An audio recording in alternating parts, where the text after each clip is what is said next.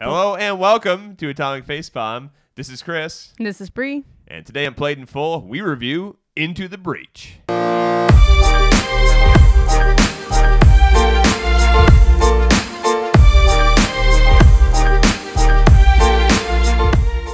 Thanks everybody for tuning into the channel. You can always hit that subscribe button. You can leave your comments. We love to hear from you. And you can follow us on Twitter. Into the Breach, my friends. Once more. And probably the first time if you're installing it and playing it. What is this game, Bree? What is it all about? Who made it? And things. So the makers of FTL, which many people are familiar with, which is a really awesome but challenging game, Subset Games made it, and it's available on Steam, GOG, and something else maybe. Just PC though, and $15. You can get it on Mac and Linux too, I believe. Yes, but computer not things. Yeah, computer very things. much a PC game. Mm-hmm. Not, and I think a lot of people are asking for the Switch thing as if the developers don't. You know, it's just easy. You put it on the Switch, but yeah, no, it's just on computer things. Yes, a very quick download, by the way. So if you have crappy internet like we do, doesn't matter. It's a very small imprint on your hard drive. And you could play it on probably just about any hardware. It's very pixel art, retro graphics. I'm playing it right now on this tablet thing. Yeah, actually, you could just play it, and people here wouldn't even know that you were playing it. I am playing it because it's that good. It's so awesome. So yeah, this is this is one of those things where it's like the concept is dead simple, and you're like, why didn't I think of that? Mm-hmm. It is a turn-based tactical strategy game with very rogue-light elements. I'm going to debate the strategy part later. But okay. Well, I would say that's a good starting off point. But anyway. yeah, turn-based. So, there's a lot of comparisons to chess. And I would say not being a chess expert, but being a chess novice, those comparisons seem accurate. It's like battle chess with a lot of extra dynamics. Mm-hmm. You have a small 8x8 grid. Yep. That grid is filled up with certain things, and then you have to deal with those certain things. So you play as mechs that are trying to fight off the bug invasion. Right. And so you're trying to protect your city buildings, protect your mechs, protect certain, you've got a tank or a bomb or something on the screen that, for that particular mission, you're supposed to protect that item and make it out alive. But mostly it's a defense. You're always playing defense, defending a city. Mm-hmm. Usually you've got a set amount of turns to get that accomplished. They'll tell you at the top when you start. 5 you got usually. 5 or 4 or whatever amount of turns to defend your city and not have everybody blow up. Yes.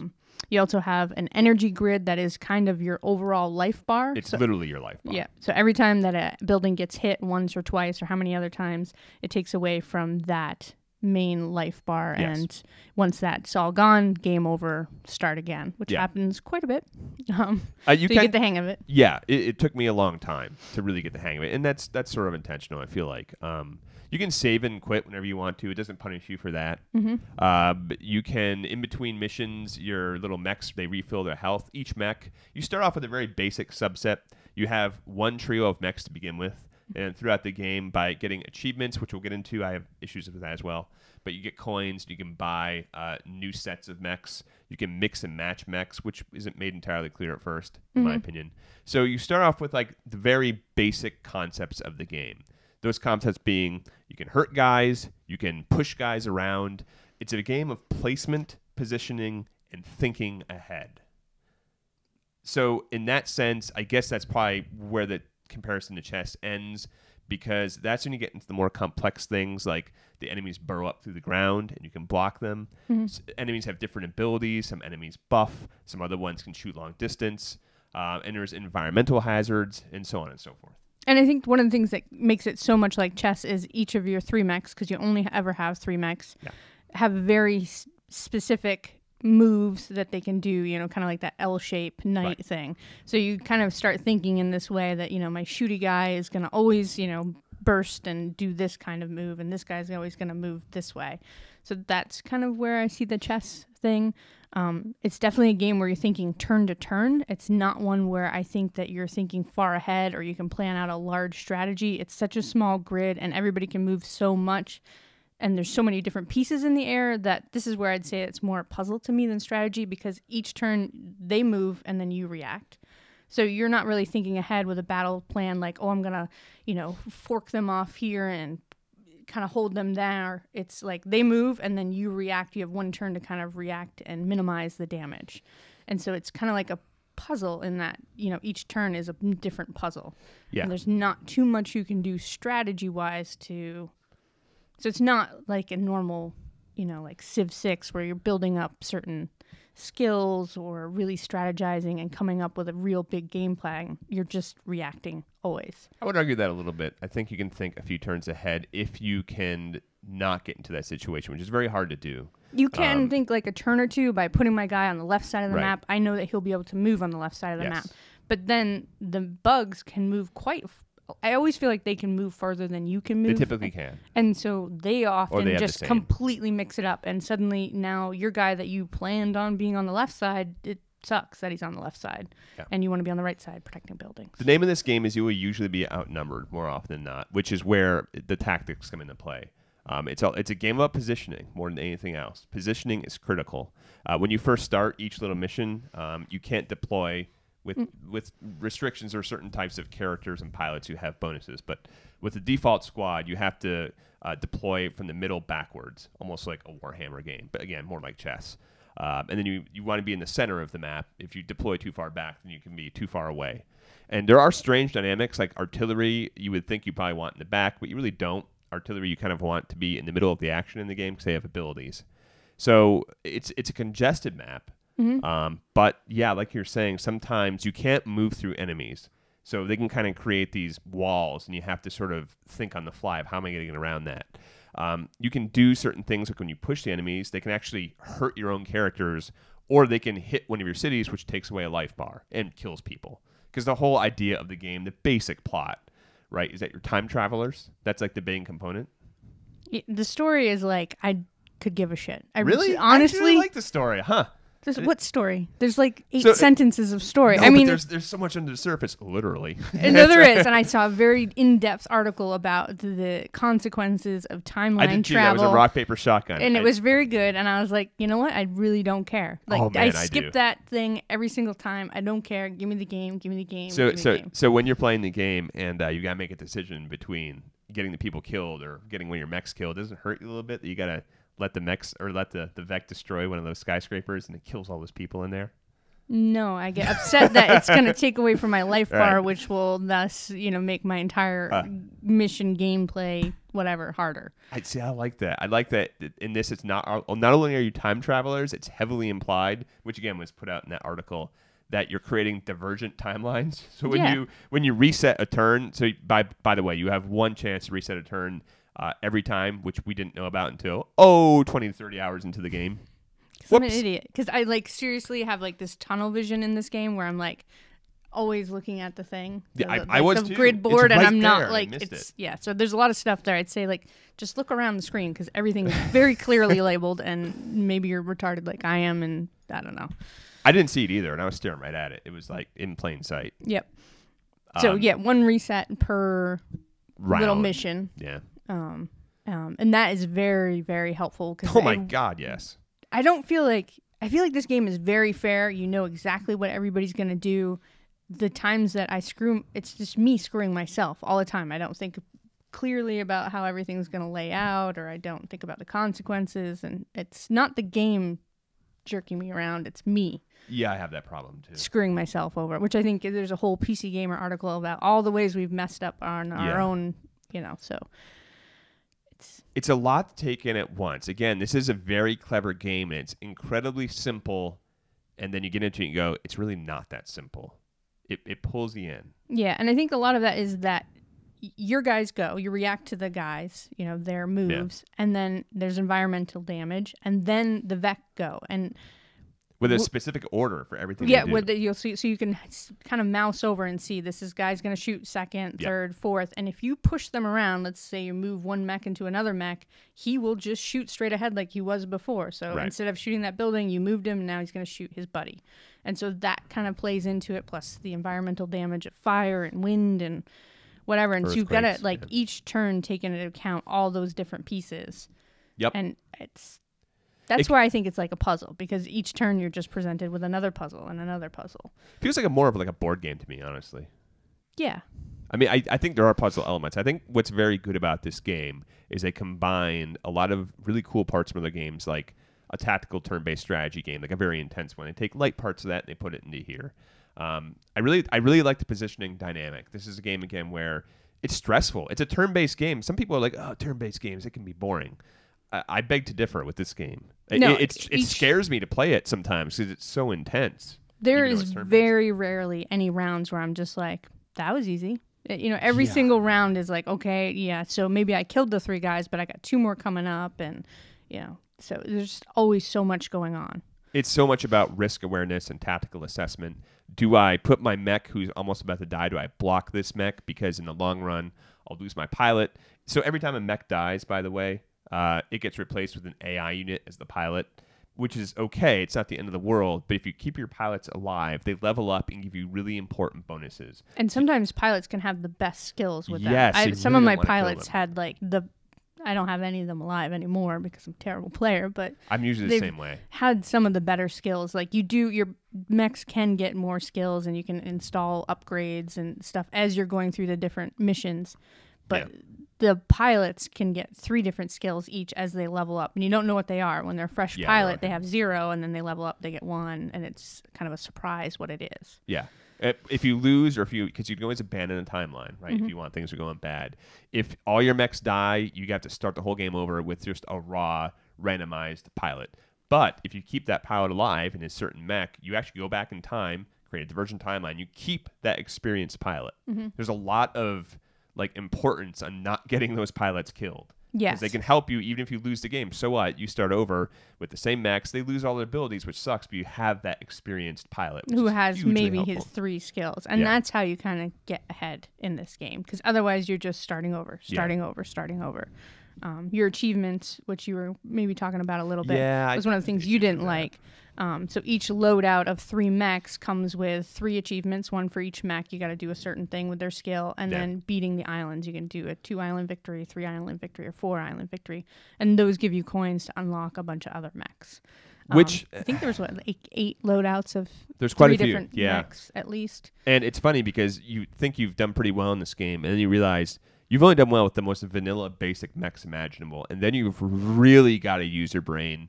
Because the way they have it is each group is their suggested group because they work well together. But then you have to figure out how to use them, and it gets so tricky. The ones I've been using now are these ones that deploy electricity smoke, which disables enemies, and they take damage over time, but it also hurts you. So it's all about placement. If you get too carried away, it screws you over. It's tough. Yeah, I'm currently playing with fire mechs, so they light everything on fire everywhere, but luckily one of them has a buff so that the fire doesn't hurt you, and they do a lot of the pushing kind of stuff. Yeah. One of them has like a teleport swap, so it'll swap with somebody else. Oh. So if there's a vac here, but at first it starts off with just 1 tile away, and you can swap them, and then you can upgrade that, and then it's 2 tiles away. And it's just a whole, like you said, it's just a completely different thinking way. And I believe that you only get achievements when you're using the mech sets. If you make your own set of, pick and choose from each of the mechs and make your own loadout, you don't get achievements. No, there are achievements, right? They're very specialized. It's like, beat the game with 3 artillery, beat the game with 3 punchy mechs. Okay, so when I did it, I didn't get enough of whatever it was to get any. They also have like universal achievements. I got one where it's like block 100 Vec or more from spawning. And you got coins for that, or do you think you got? No, you just get achievements for it. I don't care about those. Yeah, so it's tough too because I personally want to try all the mechs and unlock them. I wish you didn't. I know what they're doing because normally you're like, oh, achievements, who cares? And they're giving, like I just said, right, exactly. Like they're giving weight to it, which is good. I just wish there was some other mechanic to unlock the mechs, not microtransactions. Let's be very clear about that. It feels that part felt a little tacked on and just kind of not great. I would have liked it maybe if every time you beat an island, you unlocked a new group of mechs, or every time you beat it. I don't know. I guess I liked it because I'm mostly getting my coins from beating the game. Yeah. So it's not so much from the achievements. I'm not really trying that. I'm just trying to beat the game, and that feels like a good reward. You beat the game, you get some coins. You beat the game, you get some coins. How many times have you beat it? Twice now. I only beat it 1 time. I suck at this game. I love it so much. I'm so bad at it. I'm not very good at it either, but it's one of those games that's very punishing. You get through, like, I swear I died like so many times within the first like 8 hours of playing this game, like just death. But there's something about it that like I'm in love with it, absolutely in love with it. Yeah, I know I'd say this every time we do a played in full review, but game of the year for me so far. And I mean that. It's like there was a good statement on another review, a different article that Rock Paper Shotgun did, and he's like, the best thing I can say about it is I don't ever see a reason to uninstall it. No. And I agree, because there is so much replayability and tactical depth. I mean, once you unlock all of those mechs, you would have, I don't know what the number would be, but it's something like thousands of combinations you could do. And it's also one of those games where I'm not suggesting you do this, but you could play it at work. And I've seen that in more than one place. Yeah. It's because you can play it in windowed mode. You could run it off of the most crappy computer ever, which I prove. Well, I'm not going to incriminate myself here, but you can Somebody play it at work. Yeah. I haven't played it at work yet. I'm sure I could load it up on my really crappy work computer. I have been enjoying playing it on this because it's so portable. So I'm like, just before we started this review, I'm playing in bed or I was playing on the couch, and I'm like, it's like on my chest as I'm doing it.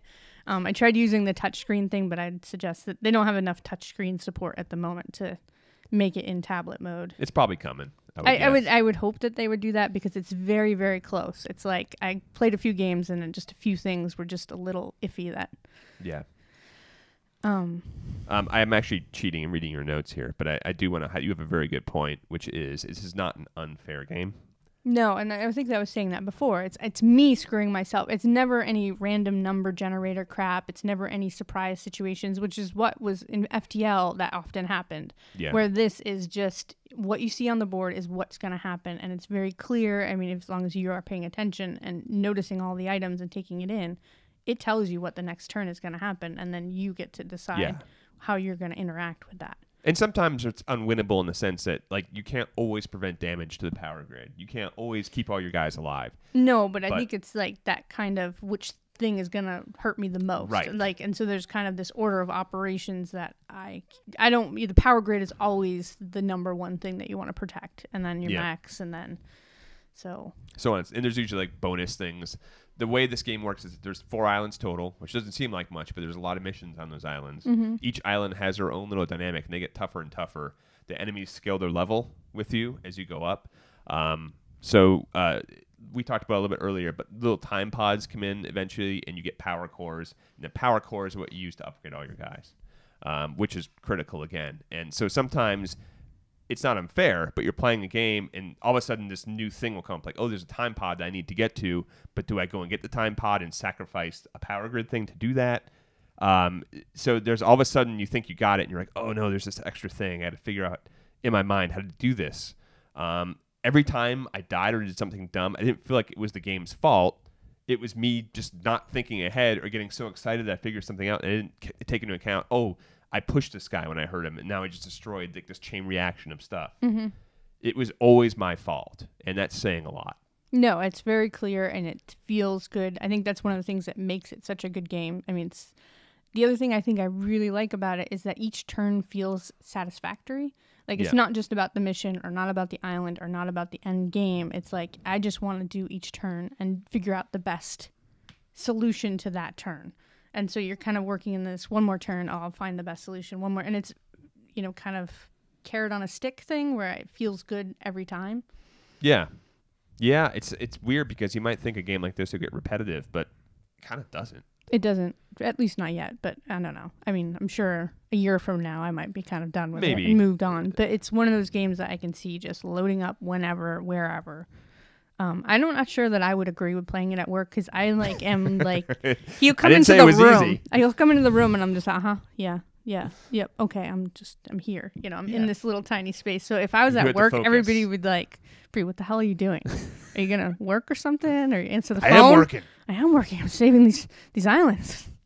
How do you feel about the flavor text? I mean, I'm guessing you probably don't like it story related, but like how the pilots would talk and. Oh no! So when you're in the game itself and the mechs come down and all the little buildings are like, oh man, look at Dad! Come look at the window! Oh, he's so awesome! That's great. I like the flavor text. I mean, just before each mission, there's kind of each island has a person that pops up and they write out 2 sentences.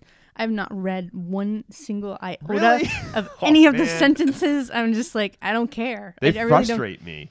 There's this one lady on the desert island. She's such a bitch. So I call her, she's the old bitchy lady. And I have nicknames for each person.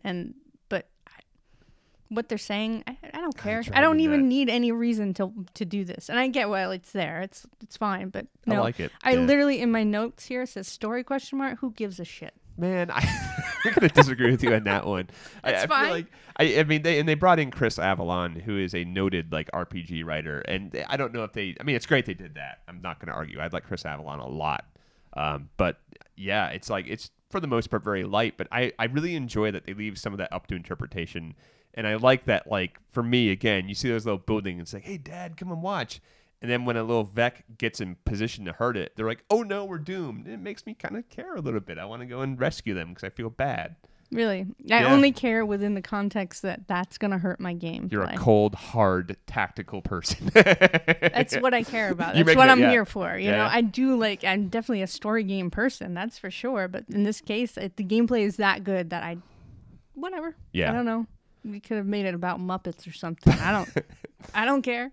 It does help, I feel like, that they're sort of building off that Pacific Rim popularity to a certain degree, where it's giant monsters and, you know. And I like the theme of it, for sure. Like, it's just the text. If there was, like, in the end, there was some sort of really long text description of the whole thing and all the lore, and I don't care. I think that it's actually kind of cooler that there's so little that people, like Rock, Paper, Shotgun, can come up with some crazy, bizarro theory about split timelines. Like, that's cool. That's interesting.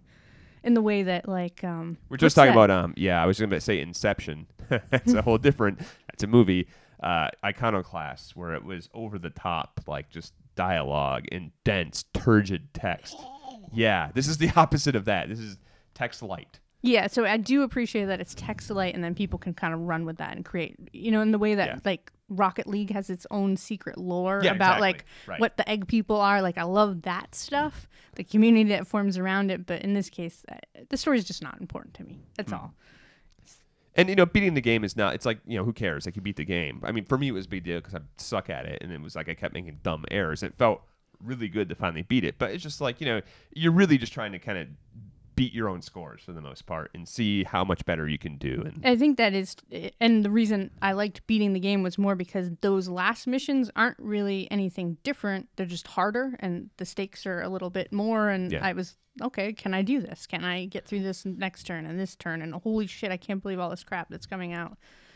Yeah, and for me, doing a 4-island victory I haven't done it yet, but apparently other people do it pretty well. But it seems quite challenging from my perspective. Maybe it's just 'cause this isn't my default genre, despite I like turn-based games. I'm more of a turn-based role-playing game. So I just, it's baby steps. I'd like to point out, too, this is, in case you haven't figured it out, this is a single-player game. There's no multiplayer components, no co-op or anything. No. And I do appreciate, too, so there is the different ways to beat the game where 2-island victory is easier than a 4-island victory. Yeah. But there is also difficulty modes. Yeah, so you can, put it up when you're ridiculously good at it and post it on Twitter how good you are. I hate you all. But I also, to be fair, saw people on Twitter being like, "Oh, I beat it!" Like Jonathan Cooper was like, "I beat it on easy." So I got really frustrated within my first 8 to 10 hours, and I was gonna switch it down to easy, but I didn't. I didn't do it. I was right there with you. I was like, you can't make me do it, game. I will just keep slamming my head against this keyboard until you give me a victory. God damn it. It feels so good when it happens. It was like the same thing with Celeste, too, where it's like, nope, just out of principle. I'm not going to do it. Well, that was different. I knew I would never make it. I also want to give a special shout out to the soundtrack. I think wonderful sound design, not just like the music. I think the music's wonderful, too, like chiptunes, retro. But the sound design, it lends like this importance to it. So each time a Vec is about to surface, it has this kind of klaxon alarm noise, and it's just like, oh my God. They're all coming in. Yeah, they're very good about the way the sounds react to certain things. I mean, I can't emulate the sound, but when you move a character, it's embedded in. I'm like, oh, that's the moving sound. So it's almost like it prevents you from doing stupid things. I'd still do them, but it's like, oh, that's the attack noise or whatever. So it's just I like that. I think sound design and music is sometimes overlooked. I would say this is an integral part of the game. These little audio cues that are okay. Which I liked. I appreciate that. And for $15, man. For $15, and it's just same. Like, even if you haven't played FTL and you can get that for dirt cheap, do that too, because that's a great game. though I didn't get very far with that. I got very frustrated with FTL more than this. Yeah, I didn't play FTL much. I know it's one of those like shame games I should be playing because everyone loves it. But yeah, this is my first experience, and I think this team is only 2 developers, by the way. It's like 2 guys. Is it really? Okay. Which is frustrating beyond belief. Like in a good way. I'm proud of them, but holy crap. So yeah. So as you can probably tell, we sort of are gushing over this game and love it to death. As is everyone else on the entire Yeah, we're not internet. the only ones. No, it's like we're late to the party here, honestly. Like this was like day one. People were like, "Oh my god!" Yeah, because they had preview copies. We did not have preview copies, but yeah, this game is awesome. Really cool. So it sounds like I'm gonna go out on a limb here, a thin, rickety limb. It sounds like you might recommend it. I do recommend it. I thought you were going to say Game of the Year, and I don't. Bree doesn't hand out Game of the Year until the end of the year. Well, Bree, this might shock you. I don't recommend not buying this game like usually. Yeah, I did that last time too. Yes. Oh my God. Yeah, I did. I just realized it because I suck. I'm going to reset the timeline, create a divergent timeline. I'm going to go back and redo this video with something better. So yeah, obviously, no, buy the game. It's incredible. Especially if you're a hardcore PC gamer. Look, guys, we don't get exclusive, awesome PC games all that often, sadly. This is something that just warms my heart to I mean, I'm sure it'll be out on consoles eventually. As of right now. I assume tablets, because FTL is, I think, on iOS, at least. Yeah. So I assume this, I mean, it's a perfect tablet game. Yep. So I assume that at least some point it'll come out there. But not only that, it'll run on anything. Like that's one of the biggest appeals to me, honestly. And again, it's just, it's turn-based, so you can quit out of it, save it whenever. Play or 5 just minutes. walk away. Yeah, play 2 in the hours, middle whatever. of the game. So that's really cool. So yeah, thanks, guys. We really do appreciate you tuning into our channel. You can leave a comment below. You can subscribe. Follow us on Twitter. From Chris. And Bree. Good luck Have fun. playing Into the Breach.